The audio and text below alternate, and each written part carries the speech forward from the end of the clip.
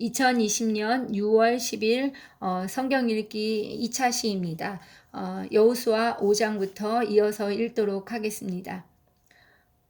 요단 서쪽의 아모리 사람의 모든 왕들과 해변의 가나안 사람의 모든 왕들이 여호와께서 요단 물을 이스라엘 자손들 앞에서 말리시고 우리를 건너게 하셨음을 듣고 마음이 녹았고 이스라엘 자손들 때문에 정신을 잃었더라. 이스라엘이 길갈에서 할례를 받다.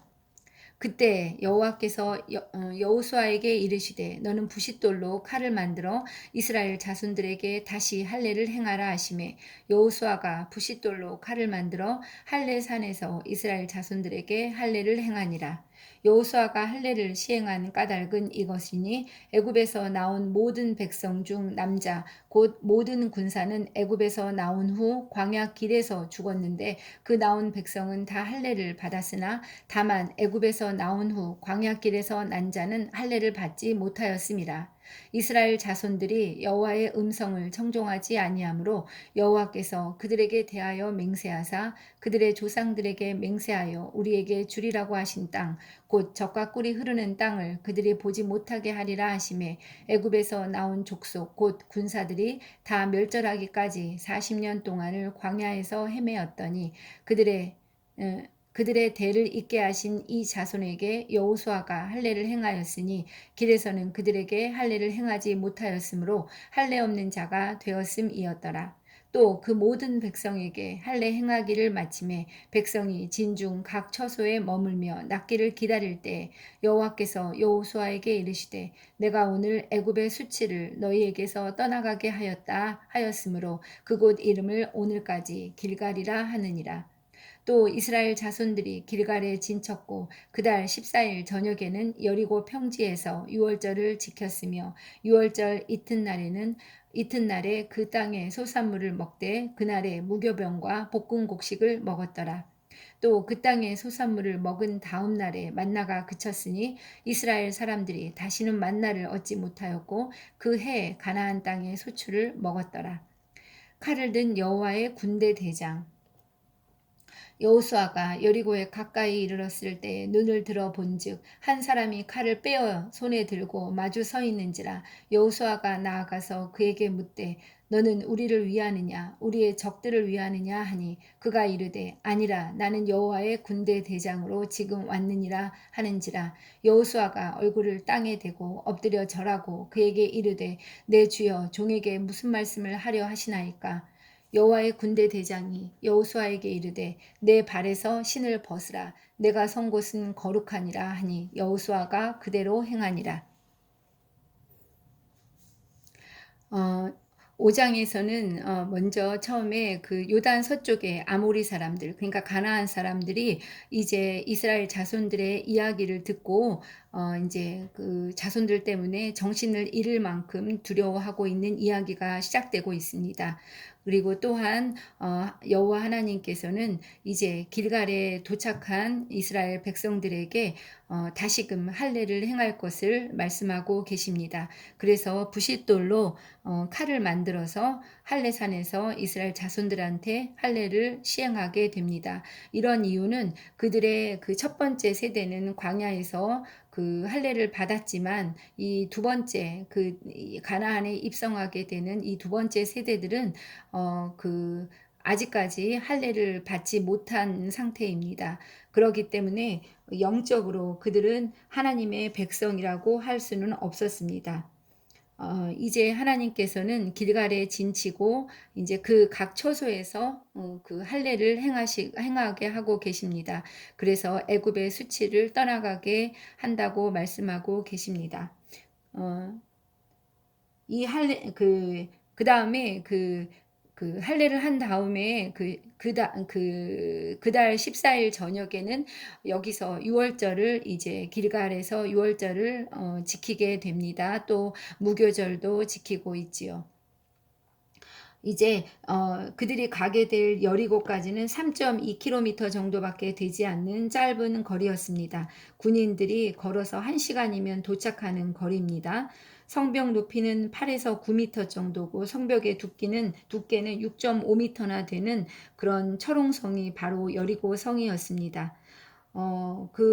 이렇게 거대한 여리고성이 버티고 있는 길갈에서 하나님께서는 왜 할례를 행하라고 하고 계실까요? 할례는 언약 백성의 징표이며 할례는 하나님께서 나의 하나님이 되심을 확인하는 작업입니다. 할례를 통해서 이스라엘과 하나님 사이의 언약이 바로 회복되는 것입니다. 너희는 그냥 군대가 아니라 여호와의 군대다 하는 그 징표가 되겠습니다. 또한 전쟁은 그러니까 할례를 하게 되면 그 군사들의 그런 아주 굉장한 그 군사력이 떨어지는 것인데, 그렇지만 하나님께서는 전쟁은 그들이 하는 것이 아니라 하나님께서 하시는 것이고, 그러기 때문에 이스라엘 백성과 하나님과의 관계가 제일 중요하다는 것을 말씀해 주고 계시는 것입니다. 그들이 또 이렇게 그 길갈에서 유월절을 지키게 되는 것, 이것도 그들의 정체성을 다시 한번 확인하는 그런 시간이 되고 있는 것입니다. 그리고 그들이 이렇게 그 땅의 소산물을 먹었다고 하는데, 그 소산물을 먹은 다음 날 이제 만나가, 그들이 그동안 먹었던 그들의 양식이었던 만나가 그치고 있습니다.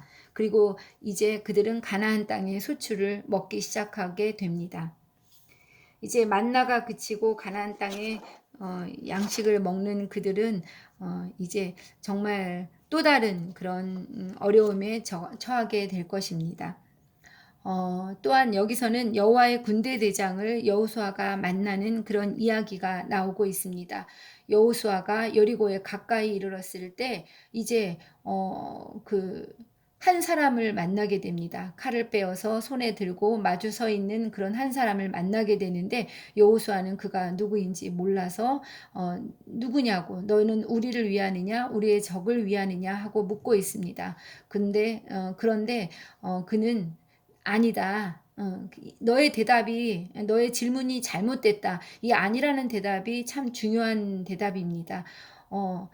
만약에 너는 우리를 위하느냐, 우리의 적을 위하느냐, 이렇게 묻는다면, 아니다. 나는 너희를 위한다. 이렇게 대답해야지 맞는 것인데, 여기서 군대 대장은 아니다. 이렇게 대답하고 있습니다. 이것은 이 질문 자체가 잘못됐다는 것을 의미하고 있습니다. 너희를 위하고 누구를 위하는 것이 아니라 나는 바로 이제 너희를 인도하는 여호와의 군대 대장으로 지금 왔다. 이렇게 말하고 있는 것입니다. 여호수아는 이 말을 곧 알아듣고 그에게 절하고 그러니까 내 주여 종에게 무슨 말씀을 하려고 하십니까? 라고 묻고 있습니다. 여호와 하나님께서는 이제 내가 선 곳에서 신을 벗으라. 그곳은 거룩한 곳이라고 알려주고 계십니다. 여호수아는 이것에 순종하고 있습니다. 신을 벗는다는 것은 정말 자기의 모든 것을 내려놓고 하나님 앞에 순종한다. 하나님 앞에 선다는 것을 의미하는 것입니다. 6장 읽도록 하겠습니다. 여리고 성이 무너지다. 이스라엘 자손들로 말미암아 여리고는 굳게 닫혔고 출입하는 자가 없더라. 여호와께서 여호수아에게 이르시되 보라 내가 여리고와 그 왕과 용사들을 내 손에 넘겨 주었으니 너희 모든 군사는 그 성을 둘러 성 주위를 매일 한 번씩 돌되 엿새 동안을 그리하라. 제사장 일곱은 일곱 양각 나팔을 잡고 언약궤 앞에서 나아갈 것이요 일곱째 날에는 그 성을 7번 돌며 그 제사장들은 나팔을 불 것이며 제사장들이 양각 나팔을 길게 불어 그 나팔 소리가 너희에게 들릴 때에는 백성은 다 큰 소리로 외쳐 부를 것이라. 그리하면 그 성벽이 무너져 내리리니 백성은 각기 앞으로 올라갈지니라 하시매 눈의 아들 여호수아가 제사장들을 불러 그들에게 이르되 너희는 언약궤를 메고 제사장 7은 양각 나팔 7을 잡고 여호와의 궤 앞에서 나아가라 하고 또 백성에게 이르되 나아가서 그 성을 돌되 무장한 자들이 여호와의 궤 앞에서 나아갈지니라 하니라. 여호수아가 백성에게 이르기를 마침에 제사장 7은 양각 나팔 7을 잡고 여호와 앞에서 나아가며 나팔을 불고 여호와의 언약궤는 그 뒤를 따르며 그 무장한 자들은 나팔 부는 제사장들 앞에서 행진하며 후군은 궤 뒤를 따르고 제사장들은 나팔을 불며 행진하더라. 여호수아가 백성에게 명령하여 이르되 너희는 외치지 말며 너희 음성을 들리게 하지 말며 너희 입에서 아무 말도 내지 말라.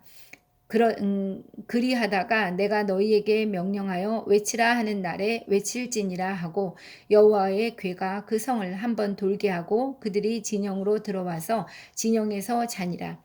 또 여호수아가 아침에 일찍이 일어나니 제사장들이 여호와의 궤를 메고 제사장 7은 양각 나팔 7을 잡고 여호와의 궤 앞에서 계속 행진하며 나팔을 불고 무장한 자들은 그 앞에 행진하며 후군은 여호와의 궤 뒤를 따르고 제사장들은 나팔을 불며 행진하니라.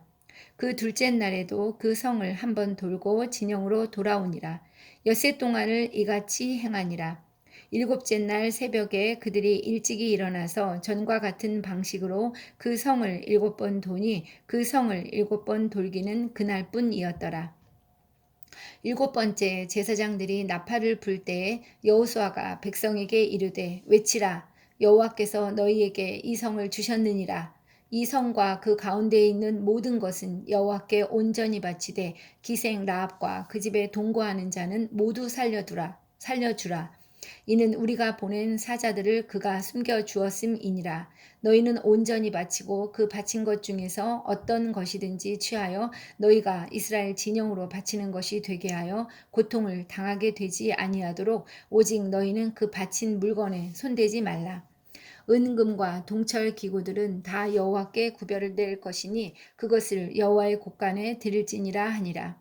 이에 백성은 외치고 제사장들은 나팔을 불매 백성이 나팔 소리를 들을 때에 크게 소리질러 외치니 성벽이 무너져 내린지라. 백성이 각기 앞으로 나아가 그 성에 들어가서 그 성을 점령하고 그 성 안에 있는 모든 것을 온전히 바치되 남녀노소와 소와 양과 나귀를 칼날로 멸하니라. 여호수아가 그 땅을 정탐한 두 사람에게 이르되 그 기생의 집에 들어가서 너희가 그 여인에게 맹세한 대로 그와 그에게 속한 모든 것을 이끌어내라 하매 정탐한 젊은이들이 들어가서 라합과 그의 부모와 그의 형제와 그에게 속한 모든 것을 이끌어내고 또 그의 친족도 다 이끌어내어 그들을 이스라엘의 진영 밖에 두고 무리가 그 성과 그 가운데에 있는 모든 것을 불로 사르고 은금과 동철 기구는 여호와의 집 곳간에 두었더라. 여호수아가 기생 라합과 그의 아버지 가족과 그에게 속한 모든 것을 살렸으므로 그가 오늘까지 이스라엘 중에 거주하였으니 이는 여호수아가 여리고를 정탐하려고 보낸 사자들을 숨겼음이었더라. 여호수아가 그때 맹세하게 하여 이르되 누구든지 일어나서 이 여리고 성을 건축하는 자는 여호와 앞에서 저주를 받을 것이라. 그 기초를 쌓을 때 그의 맏아들을 잃을 것이요 그 문을 세울 때 그의 막내 아들을 잃으리라 하였더라. 여호와께서 여호수아와 함께 하시니 여호수아의 소문이 그 온 땅에 퍼지니라. 6장에서는 여리고성을 정복하는 이야기가 그려지고 있습니다. 이스라엘 백성들은 나팔을 분 것을 제외하고는 비군사적인 행동을 하고 있습니다. 여리고성의 승리는 전적으로 하나님의 승리인 것입니다. 이제 앞으로 하는 모든 전쟁은 이런 모습의 전쟁입니다. 겉으로 볼 때는 사람이 하는 것처럼 보이지만 모든 전쟁은 하나님께 속하고 하나님께서 하시고 하나님께서 승리하게 하시는 것입니다. 표면적으로 볼 때 그 40년간 그들이 변한 것은 거의 없어 보입니다. 요단강가에 모여있는 이스라엘 피난민의 무리는 40년 전과 비슷한 오합지졸입니다. 그들은 크게 한번 혼이 난 적이 있었으며 다시 한번 그렇게 되지 않을까 하는 두려움으로 가득 차 있었습니다. 이스라엘 민족은 그 땅의 부족민에 비해서 여러 가지로 열세에 처해 있었습니다. 그들은 전차도 없었고 말도 가지고 있지 않았습니다. 그들이 가진 것이라고는 원시적인 무기와 아직도 지도력이 완전히 검증되지는 않은 미심쩍은 새로운 지도자, 그리고 지루한 행진을 하라는 그런 하나님의 그 명령뿐이었던 것입니다. 그들에게는 이제 그 시험이 내려지고 있는 것입니다. 순종할 것인가 아니면 거부할 것인가. 하나님께서는 여리고성 정복을 통해서 백성들을 이렇게 시험하고 계신 것입니다. 이스라엘 백성이 전쟁에서 승리하는 것은 오로지 하나님께 의지해서 하나님의 능력에 의지해서 순종할 때 가능한 것이라는 사실을 그들은 깨달아야 했습니다. 이 여리고성은 굉장히 뭐랄까 제사의 중심지였고, 그러니까 달의 신에게 제사를 드리는 그 제사의 중심지였다고 합니다. 애굽의 열재앙처럼 이 도시가 함락되는 이 사건은 그 지역 이방신들에 대한 하나님과 이스라엘의 선전포고라는 것입니다. 그 역사가들은 가나안의 사악함을 증명하는 증거들을 많이 그동안 찾아냈습니다. 그 가나안 사원들은 창녀를 두었고 성적으로 문란했고 심지어는 사람을 제물로 바치는 일도 저질렀습니다. 확대된 성기를 나타내는 유적들과 장식들이 발굴되는 것을 보면 가나안인들이 도덕적인 그런 수준이 얼마나 타락했는지를 짐작할 수 있습니다. 바알과 그의 아내 아나스와 같은 가나안의 우상들은 대량 학살과 또 가학적인 행위를 즐기는 신들이었다고 합니다.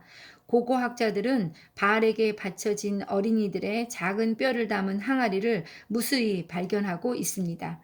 새로운 집에 이사하는 가족들은 집들이 희생이라는 의식을 치렀으며 자녀 중 하나를 죽여서 회반죽 속에다가 그 자녀를 섞어서 그 몸을 섞어서 그 벽에 바르기까지 하는 아주 끔찍한 인신 제사를 하였기도 했습니다.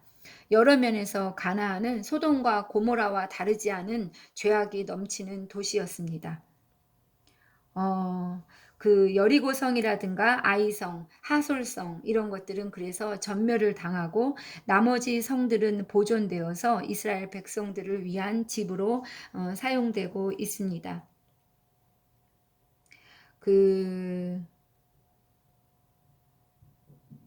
그래서 이 여호와를 그러니까 여리고를 점령할 때는 여호와를 위해서 구별된 것, 그러니까 은금이라든가 동철 기구를 제외하고는 모든 물건은 말할 것도 없고 사람과 동물의 생명까지도 완전히 몰살시켜야 했습니다.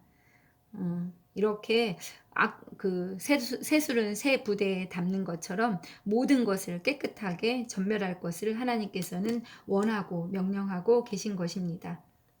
그리고 이제 여기서 그 6장에서 26절에 여호수아가 그때 맹세하여 이르되 누구든지 일어나서 이 여리고성을 건축하는 자는 여호와 앞에서 저주를 받을 것이다. 그 기초를 쌓을 때 그의 맏아들을 잃고 또 그 문을 세울 때 그의 막내 아들을 잃을 거다. 이렇게 말하고 예언하는 것이 나옵니다.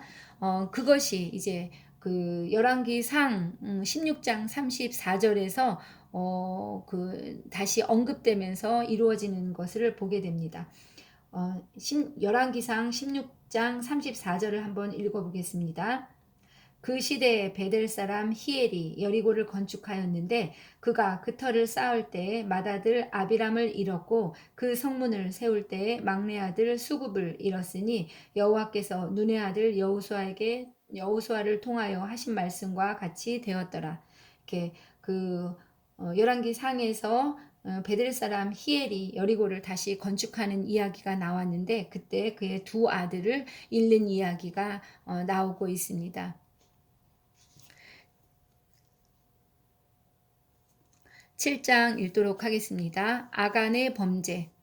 이스라엘 자손들이 온전히 바친 물건으로 말미암아 범죄하였으니 이는 유다 지파 세라의 증손 삽디의 손자 갈미의 아들 아간이 온전히 바친 물건을 가졌습니다. 여호와께서 이스라엘 자손들에게 진노하시니라.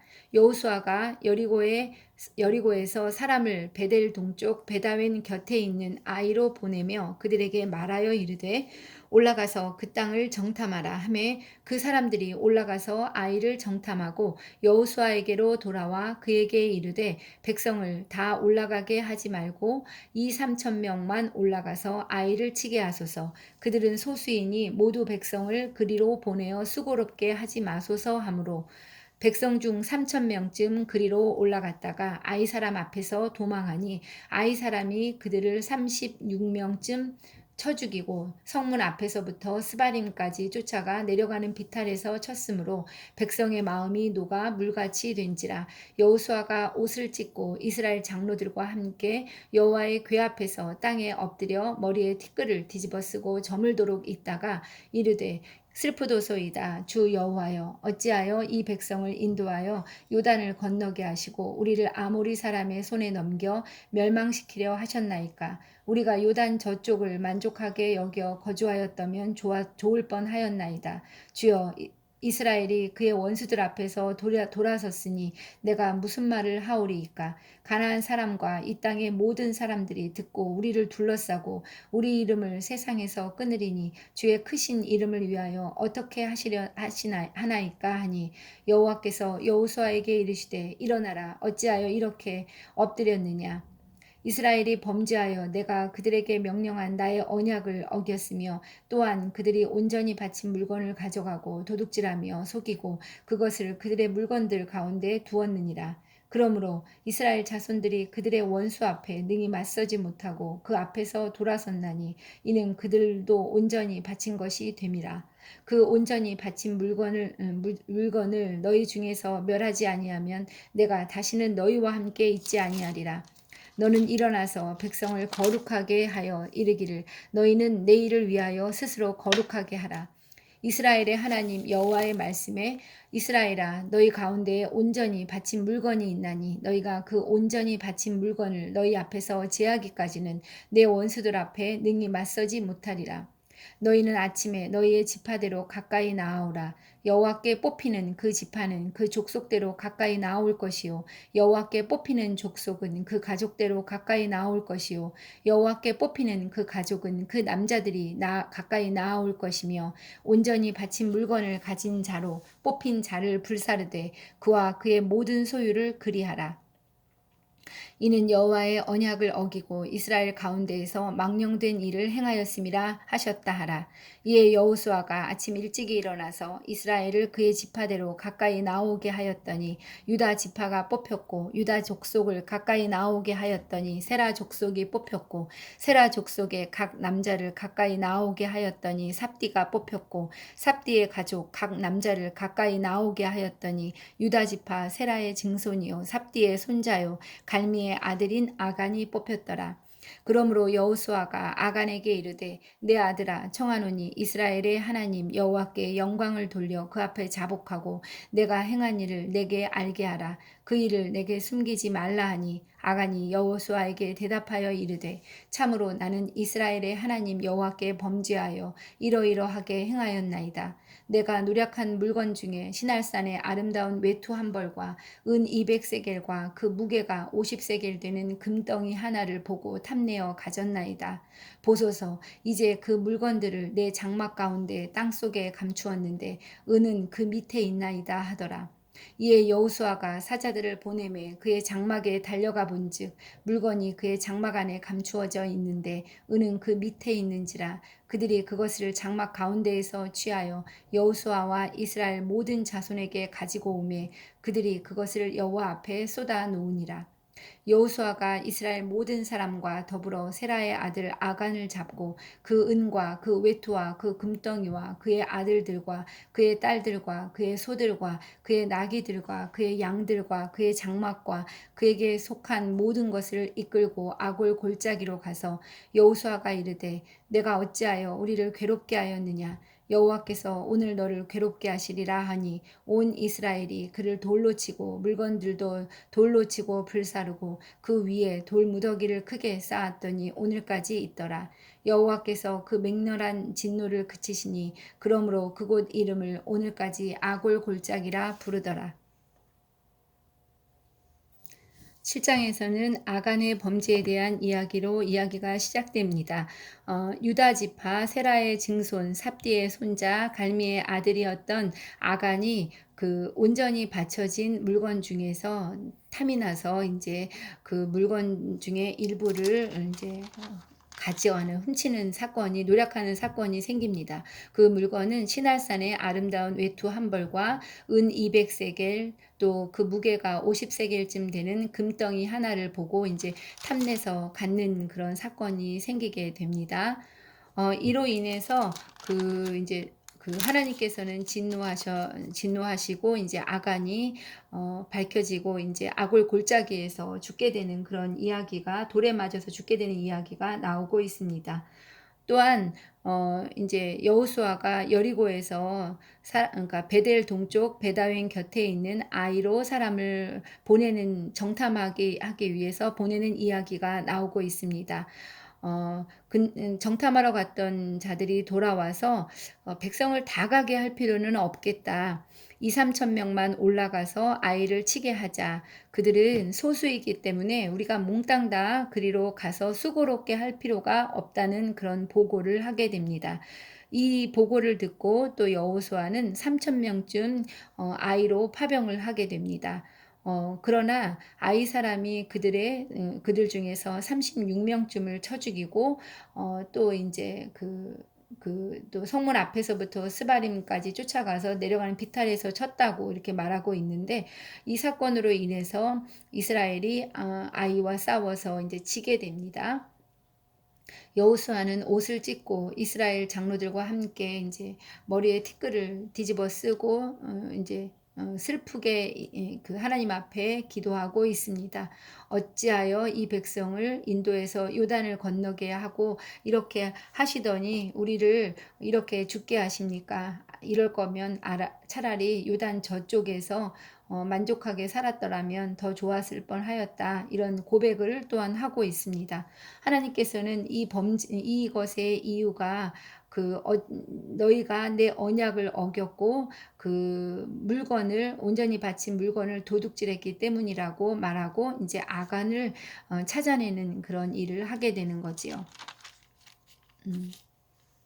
이렇게 여리고성과 아이성 이야기를 나란히 이제 배치하는 이유는 무엇일까요?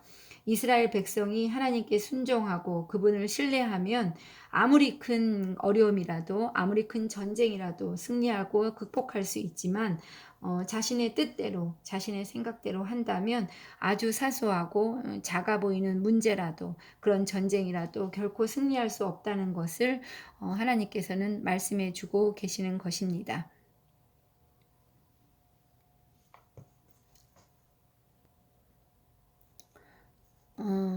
8장 읽도록 하겠습니다. 아이성을 점령하다. 여호와께서 여호수아에게 이르시되 두려워하지 말라, 놀라지 말라. 군사를 다 거느리고 일어나 아이로 올라가라. 보라, 내가 아이 왕과 그의 백성과 그의 성읍과 그의 땅을 다 내 손에 넘겨 주었으니 너는 여리고와 그 왕에게 행한 것 같이 아이와 그 왕에게 행하되 오직 거기서 탈취할 물건과 가축은 스스로 가지라.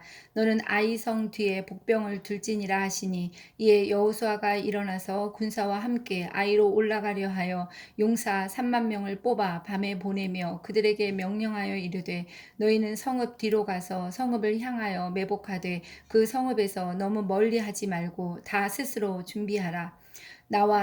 나를 따르는 모든 백성은 다 성읍으로 가까이 가리니 그들이 처음과 같이 우리에게로 쳐 올라올 것이라. 그리할 때 우리가 그들 앞에서 도망하면 그들이 나와서 우리를 추격하며 이르기를 그들이 처음과 같이 우리 앞에서 도망한다 하고 우리의 유인을 받아 그 성읍에서 멀리 떠날 것이라. 우리가 그들 앞에서 도망하거든 너희는 매복한 곳에서 일어나 그 성읍을 점령하라. 너희 하나님 여호와께서 그 성읍을 너희 손에 주시리라. 너희가 그 성읍을 취하거든 그것을 불살라 여호와의 말씀대로 행하라. 보라, 내가 너희에게 명령하였느니라 하고 그들을 보내매 그들이 매복할 곳으로 가서 아이 서쪽 베델과 아이 사이에 매복하였고 여호수아는 그 밤에 백성 가운데에서 잤더라. 여호수아가 아침에 일찍이 일어나 백성을 점호하고 이스라엘 장로들과 더불어 백성에 앞서 아이로 올라가매 그와 함께한 군사가 다 올라가서 그 성읍 앞에 가까이 이르러 아이 북쪽에 진치니 그와 아이 사이에는 한 골짜기가 있더라.